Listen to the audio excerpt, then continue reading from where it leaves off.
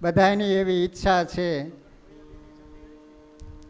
છગનભાઈ પણ કહે છે કે આ 3 દિવસ તો આમ ટૂંકા પડે છે, પણ હવે આવતો પાટોત્સવ 101 વર્ષનો આવે ત્યારે ભગવાનની જેવી ઈચ્છા હશે એવી રીતે આપણે ચોક્કસ 3 કે 5 દિવસનું સુંદર મજાનું આયોજન કરી અને અવશ્ય આપણે સુંદર મજાનું આયોજન કરીશું.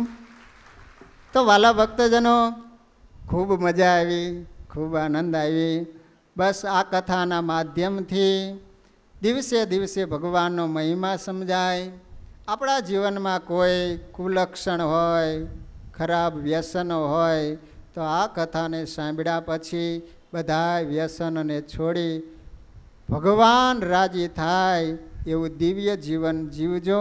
વિશેષ નહીં કહેતા, બસ ભગવાન 4 છોગલાવાળા સહજાનંદ સ્વામી, મૂળીધામવાસી હરિકૃષ્ણ મહારાજ, ઘનશ્યામ મહારાજ, રાધાકૃષ્ણ દેવ, નરનારાયણ દેવ, આ ધાંગધ્રાનો સત્સંગ દિન પ્રતિદિન વૃદ્ધિને પામતો રહે અને બધાને ભગવાન આ લોકમાં સર્વ પ્રકારે સુખિયા બનાવે એવી ભગવાનના ચરણોમાં પ્રાર્થનાની સાથે કથાને વિરામ.